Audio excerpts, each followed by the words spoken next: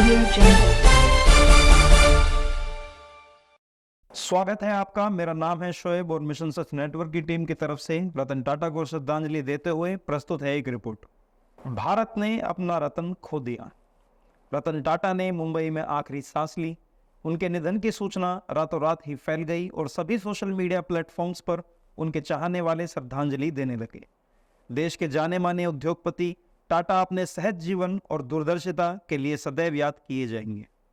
इसी बीच महाराष्ट्र सरकार ने बैठक बुलाकर उनको भारत रत्न देने का प्रस्ताव केंद्र सरकार को भेजने की तैयारी की है।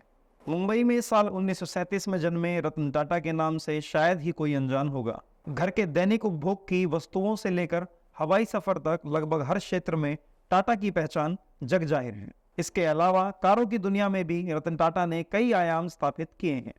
आम आदमी की जरूरतों को ध्यान में रखते हुए उन्होंने कई ऐसे फैसले भी किए जिनका सीधा लाभ जरूरतमंद को मिला। व्यापार की दुनिया के पितामह के रूप में प्रसिद्ध टाटा को पद्म विभूषण और पद्म भूषण से सम्मानित किया गया। 2008 में टाटा ने न्यूयॉर्क में कॉर्नेल विश्वविद्यालय को $50 मिलियन का दान दिया, जिससे वे इतिहास में विश्वविद्यालय के सबसे बड़े अंतरराष्ट्रीय दानकर्ता बन गए। 1962 में टाटा समूह से जुड़ने के बाद करीब 30 साल बाद 1991 में उनको इस समूह का चेयरमैन बनाया गया। इसके बाद से लगातार ग्रुप के उत्पादों में नवाचार होने लगे और वे हमेशा ही युवा इंजीनियरों को अधिक मौका देकर मजबूती से मार्केट में उतरे थे। व्यापार की दुनिया से इतर उनके सामाजिक जीवन और अनेकों किस्से सोशल मीडिया पर लोग काफी पढ़ते हैं और देखते हैं।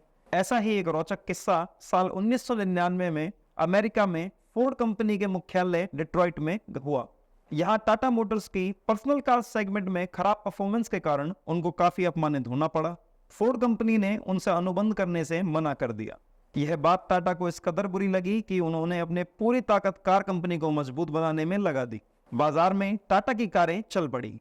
इससे करीब 10 साल बाद फोर्ड के बुरे दिन आए तो उन्होंने फोर्ड से अपने अपमान का बदला लिया और फोर्ड से जैगुआर और लैंड रोवर सहित 4 बड़ी ब्रिटिश कंपनियों को खरीद लिया। ऐसा ही एक किस्सा है कि उनको कुत्तों से भी बेहद लगाव था और यह प्रेम इस कदर गहरा था कि जब साल 2018 में ब्रिटिश रॉयल फैमिली ने टाटा को असाधारण परोपकारी कार्यों के लिए सम्मानित करने के लिए जब बकिंगम पैलेस लंदन बुलाया, लेकिन उनके पालतू कुत्ते के बीमार होने के कारण उन्होंने सहज भाव से वहां जाने से मना कर दिया, क्योंकि वे अपने पालतू कुत्ते को ऐसी नाजुक स्थिति में अकेला नहीं छोड़ सकते थे।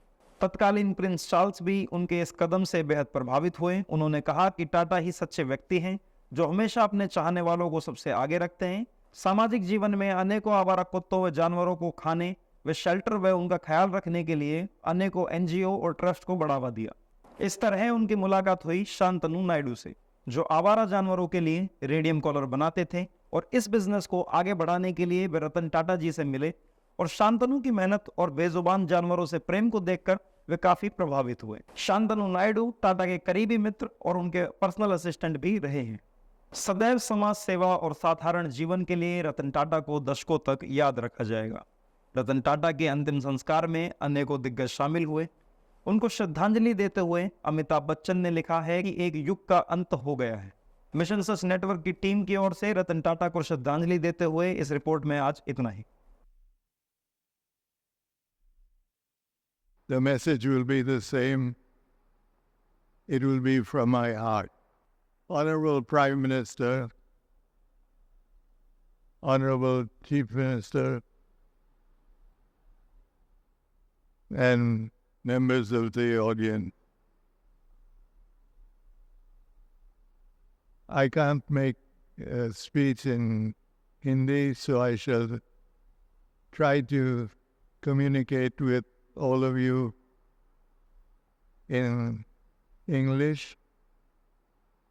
The message will be the same. It will be from my heart.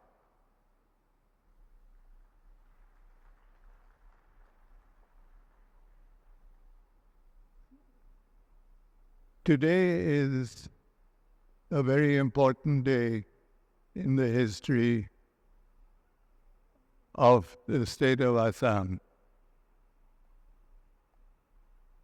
It is a day that raises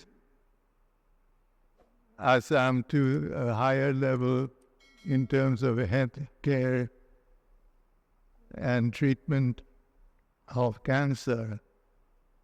that has not been experienced by the other states in the country. हमारे साथ बने रहने के लिए आपका बहुत बहुत शुक्रिया। हमारे YouTube चैनल को सब्सक्राइब कर बेल आइकन जरूर दबाएं।